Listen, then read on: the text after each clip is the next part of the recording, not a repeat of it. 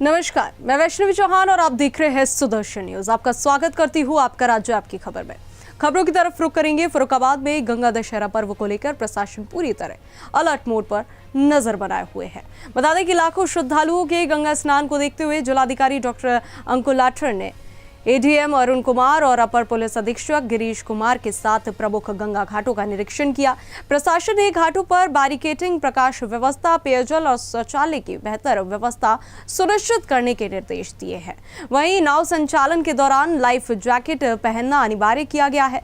गहरे पानी में जाने से रोकने के लिए चेतावनी बोर्ड और लगातार माइक से अनाउंसमेंट भी किए जाएंगे। वहीं प्रशासन ने श्रद्धालुओं की सुरक्षा को सर्वोच्च प्राथमिकता बताया है। हम गंगा दशहरा को लेकर यहाँ पे लाखों लोग श्रद्धालु आते हैं गंगा स्नान के लिए। चारों तरफ क्या सुरक्षा व्यवस्था का इंतजाम किए गए? जनपद फर्रुखाबाद में हर साल गंगा दशहरा मनाया जाता है। इस बार 25 मई को गंगा दशहरा है, जहां पर हमारे जनपद के 7 घाटों पर ये मेले के रूप में आयोजन किया जाता है, जहां पर विभिन्न स्थलों से श्रद्धालु आते हैं और गंगा स्नान करते हैं।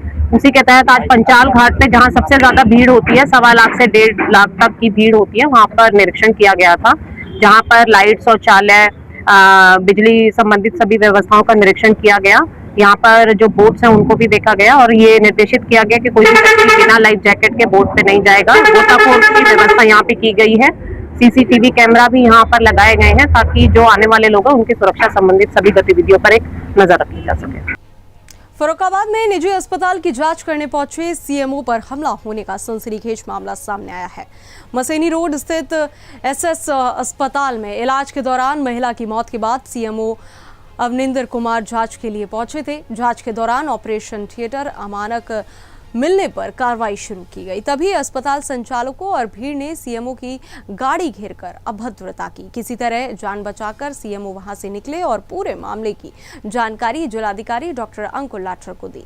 डीएम के निर्देश पर नगर मजिस्ट्रेट पारुल तरार ने मौके पर पहुंचकर अस्पताल को सील कर दिया।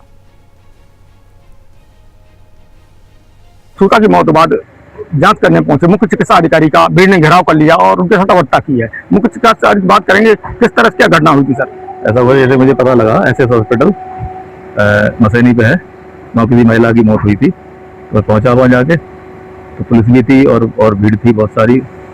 उसके परिजन हंगामा कर रहे थे, तो मैंने देखा पंजीकरण उसका है अस्पताल का, लेकिन उसको मेरे साइन नहीं है, हमारे एसीएमओ के साइन है, मेरी मोहर के ऊपर भी एसीएमओ साइन। और उसी बात को लेके कह रहे ये साइन है आपके यहाँ से ऑफिस से हुआ है। ऊपर ओटी देखी मैंने, ओटी अधोमानक थी। तो फिलहाल उसके बाद हमारा घेराव किया और भी लोग आ गए थे वो आसपास के। फिर हम डीएम साहब के पास आए, पूरी मामला बताया। क्या सर आसपास संचालकों ने इतना दबाव बनाया कि हॉस्पिटल सील नहीं करने दिया? हाँ, सील नहीं करने दिया। तो सर उस बात डीएम साहब को बताइए।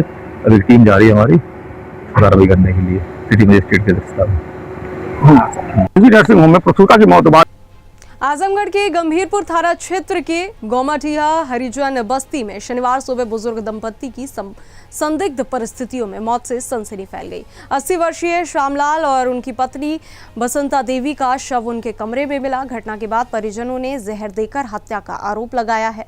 बताया जा रहा है कि कुछ दिन पहले ही दोनों ने अपने बच्चों में जमीन का बंटवारा किया था, जिसके बाद पारिवारिक विवाद भी सामने आया था। सूचना पर पुलिस और फॉरेंसिक टीम मौके पर पहुंची और जांच शुरू की। पुलिस ने शव पोस्टमार्टम के लिए भेज दिए हैं।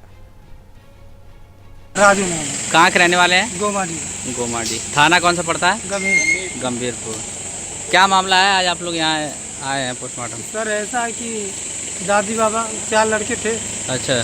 देखने के लिए हम तैयार नहीं थे। लोग हम लोग देख रहे, पोता बन के हम लोग देख रहे थे। हम लोग बोले जहाँ खाएंगे, जो खाएंगे खिलाएंगे, जहाँ सोएंगे वहीं सोना है। तो लोग हमको रूम दे दो। हम कहे ठीक हो देगा। उनके लड़के देखने के लिए तैयार नहीं थे, सबको हिस्सा चाहिए सिर्फ। अच्छा, कितने लड़के थे उनको? 4 लड़के थे। 4 लड़के थे। 4 लड़के क्या क्या करते हैं? एक लड़का तो जिया लाल है, तो बाहर भेजे थे। एक लड़के को अपनी नौकरी दिए थे। एक लड़का को 2 बारी भेजे थे और एक लड़का को शादी किए थे। अच्छा। तो आज दिनांक सुबह करीब 6 बजे यह सूचना प्राप्त हुई कि थाना गंभीरपुर के गोमाडीह ग्राम में 2 बुजुर्ग दंपत्ति जो करीब 80 वर्ष और 77 वर्ष के रहे, उनके द्वारा जहर खा के आत्महत्या कर ली गई है। सूचना प्राप्त होने पर थाना गंभीरपुर की पुलिस व फॉरेंसिक टीम मौके पर गई। 100 को कब्जे में लेकर मॉर्चरी पोस्टमार्टम के लिए भेजा गया है। प्रथम दृष्टया जहर खाने का मामला प्रतीत हो रहा है। अग्रिम विधिक कार्रवाई प्रचलित है, जांच के बाद आवश्यक कार्रवाई की जाएगी। आजमगढ़ में सोशल मीडिया पर वायरल वीडियो के बाद कांग्रेस के पूर्व लोकसभा प्रत्याशी और पूर्व सपा नेता एहसान खान को सरायमीर पुलिस ने गिरफ्तार कर लिया है। वायरल वीडियो में एहसान खान कथित तौर पर अपने पास 3 अवैध असले होने का दावा करते नजर आए थे। पुलिस ने पूछताछ के बाद उनकी निशानदेही पर एक अवैध तमंचा और कारतूस बरामद किए हैं। पुलिस के अनुसार आरोपी के खिलाफ हत्या के प्रयास, गैंगस्टर एक्ट, आर्म्स एक्ट और SC/ST एक्ट समेत 25 मुकदमे दर्ज है। फिलहाल पुलिस ने आरोपी को गिरफ्तार कर न्यायालय भेज दिया है और आगे की कार्रवाई जारी है। एहसान खान के द्वारा कुछ दिन पहले एक वीडियो वायरल की गई थी जिसमें कहा गया था कि मैं 3 अवैध असले खुले रखता हूं, जिसके संबंध में मेरे द्वारा जांच करने मैं इनके घर पर गया था, लेकिन ये वहां पर नहीं मिले। उसके बाद में भी इनको तलाश किया गया, नहीं मिले। अब ये कल जो है जौनपुर में धरने पे वहाँ बैठे थे, वहाँ से इनको लाया गया, इनसे पूछताछ की गई। तब इन्होंने बताया कि मेरे पास एक अवैध असला है जो सलीम का बाग है चित्तेपुर में, और ट्यूबवेल के अंदर से इन्होंने बरामद कराया है, जिसमें उसकी गिरफ्तारी की गई। तो लगातार चर्चा का विषय ये बना हुआ है कि पुलिस किसी दबाव में आके उनको गिरफ्तार की है। क्या ऐसा कुछ मामला है सर? नहीं, ऐसा किसी का कोई दबाव नहीं है, लेकिन इनके द्वारा खुद वीडियो वायरल की गई थी जिसके संबंध में पूछताछ के लिए लाया गया था कि मेरे पास 3 अवैध असले खुले हैं और खुले रखता हूँ। अब तक एहसान खान के ऊपर कितने मुकदमे हुए? उसके खिलाफ 24 मुकदमे पहले हैं और एक मुकदमा अब ये हो गया है। 25 मुकदमे अब तक उसके विरुद्ध हो चुके हैं। क्या न्यायालय में भेजा गया है कि अभी हिरासत में? न्यायालय भेजा जा रहा है। सर, उनका बैकग्राउंड जो हिस्ट्री है पॉलिटिकल रहा है। वो कहते मेरे साथ हमेशा राजनीतिक साजिश की जाती है। राजनीति से हम लोग का कोई मतलब नहीं है, वो राजनीति अपनी राजनेताओं से करें। ये राइफल तीन अवैध असला घर में है, 3 खुला रखता हूँ। सुनिए, हाँ मोरे 3 है। सामान तिजारत मेरा ईमान नहीं। मेरे पास ना गाड़ी है, ना घोड़ा है, ना बंगला है, ना हेलीकॉप्टर है, ना पैसा है, ना कौड़ी, कुछ नहीं। लेकिन ये सब मेरा ईमान नहीं है। तो उसी पे शायर कहता है, हुजूर सामान तिजारत मेरा ईमान। किडनी ट्रांसप्लांट मामले में कानपुर पुलिस को बड़ी सफलता मिली है। डीसीपी वेस्ट की टीम ने 2 और आरोपियों अखिलेश तिवारी और सैफुद्दीन को गीतानगर 9 नंबर क्रॉसिंग से गिरफ्तार किया है। पुलिस के अनुसार दोनों आरोपी पहले से नामजद थे। डीसीपी वेस्ट SM कासिम आवेदी ने बताया है कि अखिलेश ने नर्सिंग का कोर्स किया था, जबकि सैफुद्दीन ऑटो टेक्नीशियन के रूप में काम करता था। दोनों मुख्य आरोपी डॉक्टर रोहित और उनकी टीम के साथ मिलकर किडनी ट्रांसप्लांट में शामिल थे। अब तक इस मामले में लगभग 11 लोगों की गिरफ्तारी हो चुकी है और पुलिस आगे की कार्रवाई में जुटी हुई है। देखिए, अभी तक इस इलीगल किडनी ट्रांसप्लांट रैकेट में अभी तक कुल 11 अभियुक्तों की पूर्व में गिरफ्तारी हो चुकी थी और लगातार विवेचना प्रचलित थी, साक्ष्य संकलन की कार्रवाई की जा रही थी और जो अन्य बचे हुए मुलजिम थे उनकी गिरफ्तारी का प्रयास किया जा रहा था। इसी क्रम में आज 2 अभियुक्तों की गिरफ्तारी थाना क्षेत्र रावतपुर से गीतानगर क्रॉसिंग के पास से की गई है। अखिलेश तिवारी और सैफुद्दीन, ये दोनों अभियुक्त हैं, अखिलेश तिवारी और ये सैफुद्दीन। अखिलेश तिवारी जो इसने GNM नर्सिंग का कोर्स किया हुआ है ग्वालियर से, ये दोनों ही फ्रीलांसर हैं। सैफुद्दीन जो है वो OT टेक्नीशियन है। ये लोग भी अलग अलग जगहों पर OT की सुविधा प्रोवाइड करते हैं। इन लोगों की मुलाकात डॉक्टर रोहित से होती है। इनके कथनानुसार जो अभी इनिशियल जो हमारी पूछताछ हुई है, इस सैफुद्दीन की मुलाकात रोहित से होती है और उसी के माध्यम से अखिलेश तिवारी से ये लोग मिलते हैं।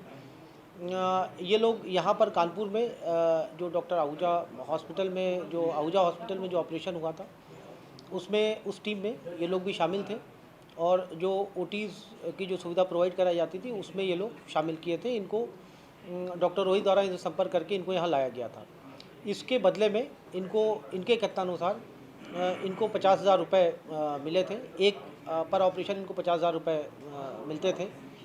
इससे पूर्व में भी इन लोगों द्वारा कबूला गया है कि इससे पूर्व में भी ये लोग कई बार डॉक्टर रोहित और उनकी टीम के साथ मिल करके ये लोग ऑपरेशन कर चुके थे और लगातार हमारी टीमें दबिश दे रही थी और इसी क्रम में आज इनकी गिरफ्तारी सुनिश्चित की गई है। अभी फिलहाल और अगली खबर मैनपुरी से है, जहां कोतवाली क्षेत्र में प्रशासन ने अवैध अतिक्रमण के खिलाफ बड़ा अभियान चलाया। घंटाघर और बजाजा बाजार इलाके में नगर पालिका परिषद और प्रशासन की संयुक्त टीम ने बुलडोजर कार्रवाई करते हुए दुकानों के बाहर किए गए अतिक्रमण हटाए।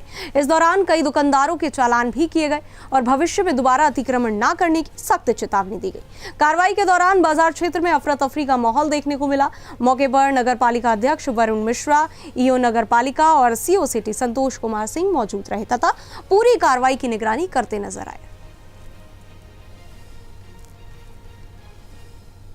अतिक्रमण अभियान चलाया गया है लैनगंज में, वो बजाज बाजार में कुछ व्यापारियों का अतिक्रमण भी जब्त किया गया। क्या कार्रवाई सर हुई है? दुकान पे बहुत अच्छी डीएम सर और एसपी के डिवीजन में शिव ट्रैफिक एजेंट सदर ईओ नगर पालिका ये पूरी टीम आज हमारी जो है क्रिश्चियन तिराहे से लेकर घंटाघर के बाद जो है जजा मार्केट और साथ ही जो ये टाटा स्टैंड है, जो भी दुकानदार अतिक्रमण किए थे उनको हटवा दिया गया है। जो सामान वहाँ पड़े हुए थे उनको रख दिया गया है, उनकी पेनल्टी काटी गई है और यहाँ पर अलाउंस किया गया है कि आगे जो अभियान होगा और कोई भी ऐसा पाएगा उसको पेनल्टी लगेगी और सामान जो जब दिया जाएगा।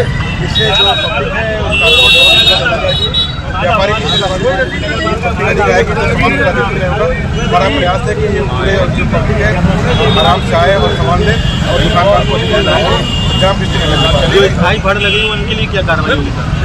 जहाँ स्थायी निर्माण हुए थे वो मैनपुरी शहर के बस स्टैंड के पास बीती रात एक बड़ा आग हादसा हो गया, जिसमें बैटरी और इन्वर्टर की 2 दुकानों में भीषण आग लग गई। आग की चपेट में आने से लाखों रुपए का सामान जलकर खाक हो गया। सूचना पर दमकल विभाग की 4 से अधिक गाड़ियां मौके पर पहुंची और कड़ी मशक्कत के बाद आग पर काबू पाया गया। बताया जा रहा है कि आग लगने का कारण शॉर्ट सर्किट हो सकता है। हादसे के समय दुकान बंद थी, जिससे बड़ा जनहानि टल गई। मौके पर सीओ सिटी संतोष कुमार सिंह ने स्थिति को संभाल लिया। सर यहाँ आग लगी है, क्या पूरा मामला था सर? देखिए मैं ट्रेडर्स है जिसमें थोड़ा कंटेक्ट है, एक शॉप है सत्रह के पास जिसमें मोबिल यहाँ पे जिसकी वजह से आग लग गई और उस आग की लपट की वजह से जो अनमोल टायर की दुकान उसकी आग लग गई और काफ़ी नुकसान हुआ है। यहाँ पे फायर ब्रिगेड की गाड़ी भी आ रही है और मशीन गाड़ी आ रही है। आग लगी कंट्रोल किन वजहों से आग लगी उसका एक सिद्धांत था कि हम जब भी जाते थे तो लाइन काट के ही जाते थे और आज भी हम लाइन काट के गए थे और बबू को जो इच्छा थी बबू फिर भी हमारा बहुत ध्यान रखा और हम आज भी सकुशल है। नुकसान व्यापार में चलता रहता है तो उसकी भरपाई नहीं कर सकते। लगभग कितना नुकसान और नुकसान का अनुमान तो कल बता पाएंगे हम। कुछ एवरेजिंग कुछ रहा अंदाज से 50-60 जो है, मैं ऐसे कुछ नहीं बता सकता। नुकसान बहुत बड़ा लंबा हुआ है, लाखों का मान के। कानपुर के सिविल लाइंस स्थित एक बार में सिख युवक के साथ मारपीट का मामला सामने आया है। वायरल वीडियो में युवक की दस्तार उतारकर बाल खींचते हुए मारपीट होती दिखाई दे रही है। पीड़ित वंश भाटिया के अनुसार वे स्टूडियो एक्स क्लब में पार्टी के बाद नीचे उतर रहे थे, तभी 4 से 5 युवकों ने उन पर हमला कर दिया। पीड़ित ने पांडु नगर निवासी देहिक गुप्ता पर मुख्य आरोपी होने का आरोप लगाया है। वंश का कहना है कि वह किसी विवाद में शामिल नहीं थे। घटना के बाद इलाके में हड़कंप मच गया है और पुलिस मामले की जांच कर रही है। क्या कुछ हुआ कल? मैं कल स्टूडियो एक्स हो गया था रात में किसी एक पार्टी में, वहाँ से मैं नीचे उतरा। ना मैं ड्रिंक करता हूँ ना कुछ। आप मेरा टेस्ट हो रहा है, मेडिकल भी आप करा सकते हैं, कोई दिक्कत नहीं है। मैं जैसे ही नीचे उतरा तो मुझसे 4-5 लड़के थे, मुझसे बदतमीज़ी करी, मेरे ऊपर जानलेवा हमला किया, मुझे जान से मारने की धमकी दे रहे थे और जान से मारने की पूरी प्रयास और पूरी कोशिश करी। या पूरी वीडियो ये सब देख सकते हैं आप। ये देखिए, ये मेरे सारे उसमें से मेन एक लड़के को मैं पहचान पाया हूँ, उसकी शायद देहरे गुप्ता नाम है, पांडुनगर निवासी है वो। फॉर्चूनर गाड़ी थी, यूपी 78 JH 0040 नंबर था गाड़ी का। मुझे मेरी पुलिस से प्रशासन से सबसे ये मांग है कि मेरे को न्याय दिया जाए। क्या कारण रहा मारपीट? कोई कारण नहीं, उन्होंने सबने शराब पी हुई थी, दारू पी के वो लोग ऐसे मारपीट करने लगे। अमेठी के मुंशीगंज थाना क्षेत्र में देर रात एक बड़ा अग्निकांड हो गया। टांडा बांडा हाईवे पर HAL गेट के सामने स्थित लकी फर्नीचर एंड इलेक्ट्रॉनिक्स के गोदाम में अचानक भीषण आग लग गई। आग इतनी तेज से फैली कि पूरा गोदाम धू-धू करके जलने लगा। सूचना पर पुलिस और 3 फायर ब्रिगेड की गाड़ियां मौके पर पहुंची। करीब लगभग 45 मिनट की कड़ी मशक्कत के बाद आग पर काबू पाया गया। गोदाम में रखे LED TV, fridge, washing machine और फर्नीचर जलकर राख हो गए। शुरुआती जांच में शॉर्ट सर्किट से आग लगने की आशंका जताई जा रही है। और अगली खबर अमेठी से है, जहां गोगेमऊ गांव में एक दिव्यांग किसान ने दबंगों पर अवैध मिट्टी खनन का गंभीर आरोप लगाया है। पीड़ित राकेश विक्रम सिंह का कहना है कि देर रात ट्रैक्टर और JCB लगाकर उनके खेत से जबरन मिट्टी निकाली जा रही है। विरोध करने पर दबंगों ने गाली गलौज करते हुए जान से मारने की धमकी दी। पीड़ित का आरोप है कि आरोपियों ने उन्हें JCB से गार्ड देने तक की धमकी दी थी। दिव्यांग किसान ने प्रशासन से निष्पक्ष जांच और सख्त कार्रवाई की मांग की है। वही गांव में इस मामले को लेकर चर्चा और आक्रोश का माहौल बना हुआ है। नमस्कार, मैं जितेंद्र कुमार सिंह चौधरीपुर। मेरे खेत से 6 महीने पहले राकेश विक्रम जी के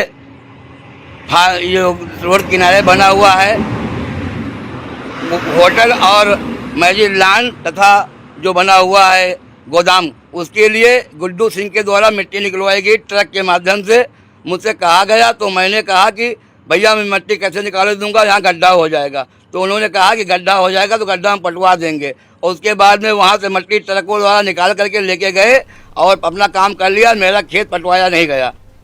अमेठी के जामू थाना क्षेत्र में एक दर्दनाक हादसे में धर्म कांटे पर रखवाली कर रहे चौकीदार की मौत हो गई। घटना संभई चौराहे के पास स्थित धर्म कांटे की है, जहां चौकीदार रात में ट्रक के पास लेटा हुआ था। इसी दौरान चालक ट्रक को बैक कर रहा था, लेकिन उसे चौकीदार दिखाई नहीं पड़ा और ट्रक उसके ऊपर चढ़ गई। हादसे में चौकीदार की मौके पर ही मौत हो गई। घटना के बाद इलाके में अफरा तफरी मच गई है और बता दें कि सूचना पर पहुंची पुलिस ने शव को पोस्टमार्टम के लिए भेज दिया है। साथ ही मामले की जांच शुरू कर दी गई है। और अगली खबर बिहार के मुंगेर से है, जहां ऐतिहासिक उत्तरी किला गेट की सुरक्षा व्यवस्था एक बार फिर सवालों के घेरे में आ गई है। बड़े वाहनों के प्रवेश पर प्रतिबंध के बावजूद बीती रात भारी वाहनों की आवाजाही से गेट के पास लगी बैरिकेडिंग क्षतिग्रस्त हो गई। स्थानीय लोगों का आरोप है कि प्रशासन की लापरवाही के कारण लगातार नियमों का उल्लंघन हो रहा है, जिससे ऐतिहासिक धरोहर को नुकसान पहुंचाने का खतरा बना हुआ है। भाजपा के पूर्व जिला प्रवक्ता रामाशीष कुमार ने जिला प्रशासन पर गंभीर लापरवाही का आरोप भी लगाया है। उन्होंने बैरिकेडिंग की मरम्मत, सुरक्षा व्यवस्था मजबूत करने और नियम तोड़ने वालों पर सख्त कार्रवाई की मांग की है। कि कई महीनों के बाद तो यह किला बनी, जो बहुत ही जर्जर स्थिति में था। समाज के लोग जो इस तरफ से आना जाना, बच्चे लोग का भविष्य खराब हो रहा था, कब क्या होती, मगर सरकार ने इसको बनाया, बैरिकेडिंग लगाया। बैरिकेडिंग में इस ढंग का लगाया कि कोई बच्चा भी इसे तोड़ दे। कम से कम बैरिकेडिंग जो है मोटी तरह से बनानी चाहिए, ताकि यहाँ बड़े वाहनों का आना जाना ना हो। रात में बड़ा वाहन आता है और इसे तोड़ देता है, आधा आता है इधर पचका देता है, इधर पचका देता है। और स्थानीय 10 डेग पर DM साहब है। DM साहब को तो लगता है इस पर कोई लेना देना ही नहीं, क्योंकि कल भी 2 लड़कियों की एक्सीडेंट हुई है वहाँ भी एक बैरिकेडिंग देना चाहिए। जो एक जाती है वहाँ संग्रहालय और सर्किट हाउस, वहाँ कल 2 लड़कियाँ बहुत बुरी तरह से जख्मी हो गई। वहाँ पर भी हमने कहा था इंजीनियर को कम से कम रोड को थोड़ा ऊंचा कर दीजिए, वह भी नहीं किया। तो यह तो प्रशासन बड़े उच्च पदाधिकारी। बिहार में सत्ता परिवर्तन के बाद अब धार्मिक स्थलों के विकास और अतिक्रमण मुक्त अभियान को लेकर चर्चाएं तेज हो गई है। समस्तीपुर जिले के विद्यापति धाम समेत कई प्रमुख मठ और मंदिरों के विकास की मांग उठाई जा रही है।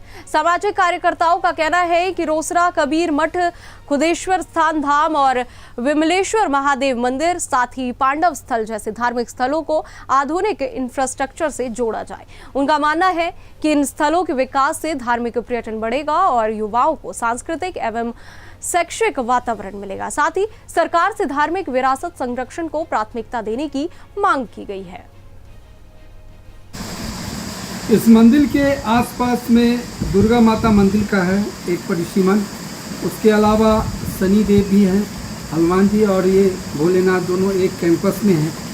तो बिहार धार्मिक विकास या फिर कहे तो पर्यटन विकास बिहार धार्मिक मंच भी बना है जिसका बोर्ड बैठा है और धार्मिक एवं पर्यटन विभाग धाम है इसी प्रखंड अंतर्गत। पूर्ण जनता का विकास हो, कल्याण हो, मंदिर का तो यही उद्देश्य होता है।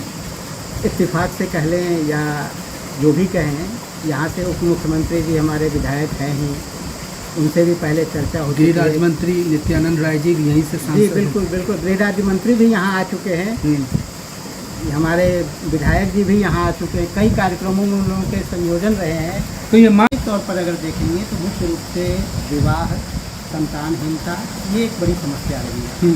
चुके हैं, रोग बीमारी की समस्या का समाधान किए जा चुके हैं। जहाँ तक अर्थहीनता की स्थिति हो, हम लोग का ये आसपास में कहीं भी नहीं है। समस्तीपुर जिला में मुझे लगता है कि इस प्रकार की कोई सरकारी कोचिंग संस्थान नहीं लेवल पे है, वो सुविधा दे सकती है। सरकार के जो फंड दूसरे तमाम लोगों ऑर्गेनाइजेशन को जो डोनेशन देती है सरकार ऑलरेडी, वो दे दे और तो इस क्षेत्र में विकसित किया जाए इसे। ये मांग है आपकी? बिल्कुल। चलिए, धन्यवाद। और खबर मध्य प्रदेश के रीवा से है, जहां सड़क हादसे में 2 जैन साध्वियों की मौत के बाद देश भर के जैन समाज में भारी आक्रोश देखने को मिल रहा है। घटना के विरोध में गंज बासौदा में शकल जैन समाज और अभय सेना ने विशाल कैंडल मार्च निकाला। श्रद्धालुओं ने हाथों में काली पट्टी बांधकर और मोबाइल लाइट जलाकर विरोध दर्ज कराया। विजय स्तंभ चौक पर आर्यका शुद्धमती माता जी और आर्यका उपसम्मति माता जी को विनयाञ्जलि अर्पित की गई। प्रदर्शनकारियों ने आरोपी राशिद अली के खिलाफ हत्या का मामला दर्ज कर फांसी की सजा देने की मांग की। साथ ही पद विहार कर रहे जैन साधु साध्वियों की सुरक्षा सुनिश्चित करने की भी मांग उठाई गई। आपने क्यों विरोध प्रदर्शन किया है? जैन समाज के साथ जो हृदय विदारक घटना हुई है, 2 आर्यका माताओं जी के संग की इतनी निर्मम हत्या हुई है, और ये इसके सबूत भी अब हमारे पास हैं कि उसने किस प्रकार से इस हत्या को कैसे सुनियोजित ढंग से किया है। तो हम पूरे सकल जैन समाज गंज बासौदा ने आज कैंडल मार्च निकाला एक विरोध प्रदर्शन के रूप में, ताकि ये भी जो घटनाएं आगे हो रही हैं इसमें कठोर से कठोर कार्रवाई हो और एक निष्पक्ष उच्च स्तरीय समिति का गठन हो। और हम तो ये चाहते हैं CBI के माध्यम से इसकी निष्पक्ष जांच हो, और ताकि इसके पीछे कौन सा समूह है, कौन सा संगठन है, किसके निर्देश पर ये हत्याएं हो रही हैं, कौन जैन समाज का हित चाहता है, उसको पकड़ के कठोर से कठोर दंड मिले और आगे चल के जैन समाज के साधुओं की सुरक्षा सुनियोजित हो। ऐसी व्यवस्था सरकार बनाए हमारे लिए, ऐसी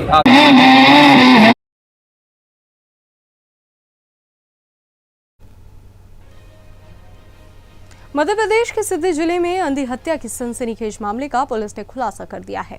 मजोली थाना क्षेत्र में हुए इस हत्याकांड में मृतक के बेटे ने ही अपने पिता की हत्या करवाने के लिए 5,000 रुपए की सुपारी दी थी।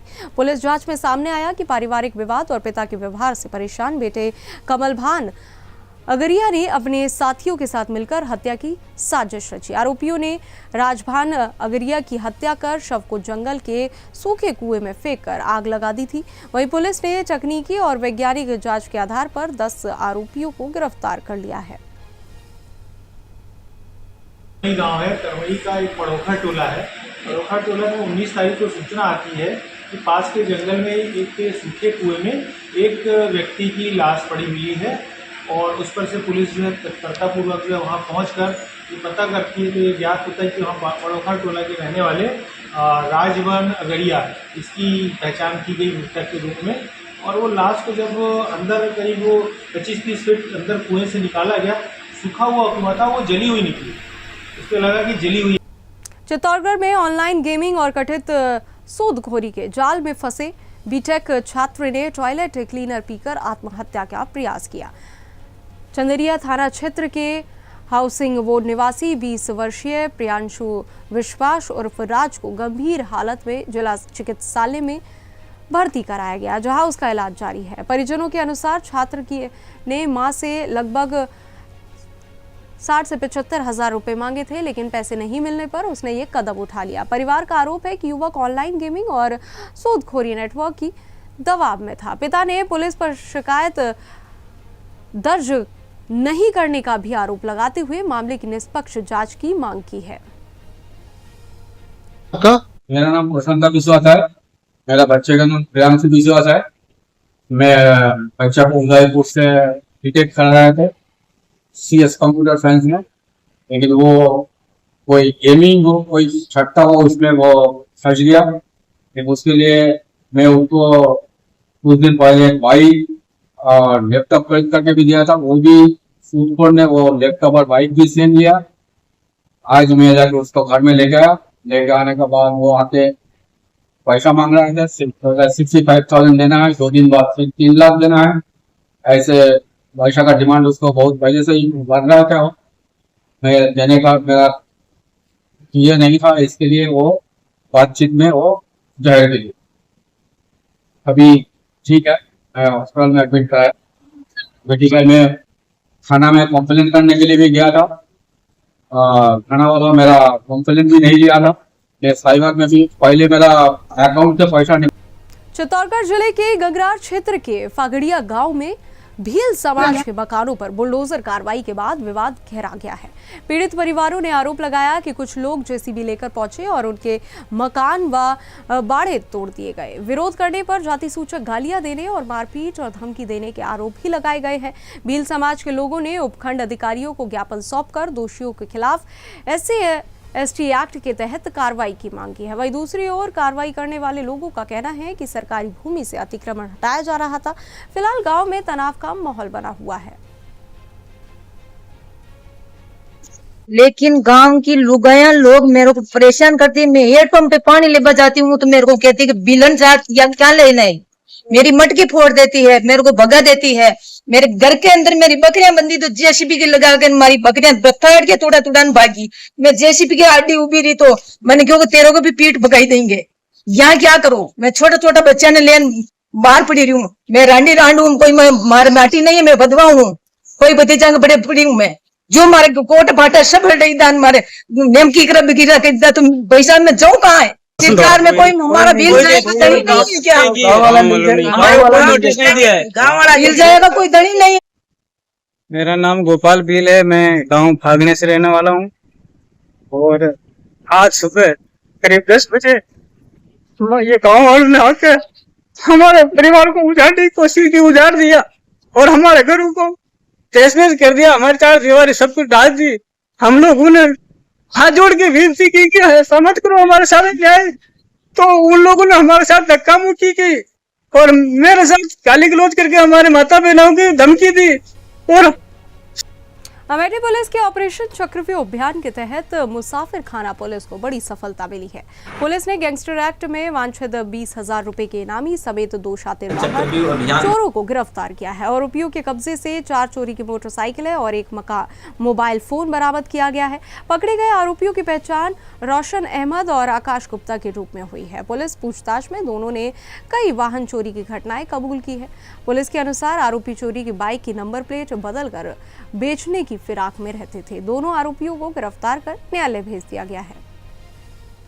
अधीक्षक महोदय द्वारा चलाए गए ऑपरेशन चक्रव्यूह अभियान के तहत थानाध्यक्ष मुसाफिर खाना की पुलिस टीम के द्वारा आज 2 साथी अपराधियों को गिरफ्तार किया गया है, जिसका नाम रोशन अहमद तथा आकाश गुप्ता है। रोशन अहमद गैंगस्टर अपराधी है, जिसपे 20,000 रुपये का इनाम पूर्व से ही था और उसका साथी आकाश गुप्ता भी गिरफ्तार हुआ है। इनसे कुल 4 मोटरसाइकिलें तथा 1 मोबाइल जो वो भी चोरी का है बरामद हुआ है। ये प्रतापगढ़ तथा सुल्तानपुर से मोटरसाइकिलें चोरी की गई हैं इनके द्वारा। इन पे और इनके द्वारा मोटरसाइकिलों का नंबर भी परिवर्तित करके इनको बेचा जाता था। उस संबंध में FIR थाना मुसाफिर खाना पे पंजीकृत किया गया है। इन दोनों ही अपराधियों को जेल भेजा जा रहा है। पुलिस अधीक्षक महोदय द्वारा इनको गिरफ्तार करने वाली पुलिस टीम को 15,000 रुपये का इनाम भी घोषित किया गया है। कानपुर कमिश्नरेट पुलिस ने 1 करोड़ 27 लाख रुपए की बड़ी साइबर ठगी का पर्दाफाश करते हुए मुख्य आरोपी विराज अंसारी को मुंबई से गिरफ्तार किया है। आरोपी सरदार के भेष में छिपकर फर्जी दस्तावेजों के जरिए बैंक खाते खुलवाता था। पुलिस जांच में सामने आया कि आरोपी ने नाइजीरियन गैंग के साथ मिलकर पीड़ित मौकम सिंह का सिम स्वैप कराया और खाते से करोड़ों रुपए ट्रांसफर किए। ठगी की रकम से नोएडा की MMTC पैम्प कंपनी से लगभग 50 से 55 लाख रुपए का सोना खरीदा गया था। पुलिस के ने कार्रवाई करते हुए 1 करोड़ 26 लाख रुपए पीड़ित को वापस दिलाने में सफलता हासिल की है। बात करें। देखिए, एक साइबर फ्रॉड का मामला है जिसमें 1,27,00,000 की FIR हुई थी। ये अगस्त 25 में सरदार मोहकम सिंह हैं, उनके मोबाइल के अकाउंट से ये पैसा फ्रॉड हुआ था, जिसमें उनका करीब 72 लाख रुपया वापस हुआ था। खाते के अकाउंट को फ्रीज करा दिया गया था और करीब 54 लाख का जो सोना खरीदा गया था MMTC कंपनी के द्वारा, वो हम लोगों ने फिर रिटर्न करवाया पैसे को। तो पैसा तो उनका पूरा रिटर्न हो गया, लेकिन ये जो फ्रॉड हुआ था ये बड़ा गंभीर है और इसमें जो डिटेल हम लोगों को मिली, हम लोगों ने मार्च में एक अरशद अंसारी करके अभियुक्त था, उसको भेजा था। 6 महीने तक हमारी टीम लगी रही, कोई लीड नहीं मिल रहा था। फिर फाइनली जो भारत सरकार का पोर्टल है वहाँ से हम लोगों ने कुछ डाटा कलेक्ट किया। हमारी टीम में जो पुनीत हैं सब इंस्पेक्टर और इनकी पूरी टीम ने, इंस्पेक्टर हमारे सतीश पूरे लगे रहे और ADCP लगी रही। फाइनली उसके आधार पे हम लोगों ने मार्च में अरशद को गिरफ्तार किया। उसके बाद हमारी टीम मुंबई गई, लेकिन जो मेन अक्यूज था मिराज अंसारी वो फरार हो गया था। फिर हमारी टीम एक हफ्ता से वहाँ पे डेरा डाले हुए थे। नंबरों के आधार पे, मुखबिर के आधार पे, बाकी डिटेल के आधार पे फाइनली उसको अरेस्ट किए हैं और उसको लेकर के आए हैं ट्रांजिट रिमांड पे मुंबई से। आज उसको जेल भेजा जा रहा है। उसने जो बातें बताई है, इसने रेवाड़ी में भी 2021 में अपराध किया था और इसमें 2 नाइजीरियन गैंग के लोग हैं वो इसमें शामिल हैं। इसमें जो प्राइमरी हम लोग जांच कर रहे हैं, इसमें हम लोग को जो कंपनी है बोडा, उस पर भी डाउट हो रहा है, क्योंकि जिस तरीके का अपराध हुआ है वो बगैर कंपनी के जानकारी के या कंपनी के सपोर्ट के संभव नहीं हो सकता है, क्योंकि ये तथ्य पहले हम लोग की जानकारी में नहीं था। तो हमारी टीम उस पर भी काम कर रही है। पूरी टीम को मेरे द्वारा 25,000 रुपये का इनाम दिया गया है। ये बहुत ही एक तरीके से डिटेक्टिव। और फिलहाल इस बुलेटिन में इतना ही। देश और दुनिया की तमाम खबरों के लिए हमारे साथ बने रहे और देखते रहे सुदर्शन न्यूज़। जय हिंद।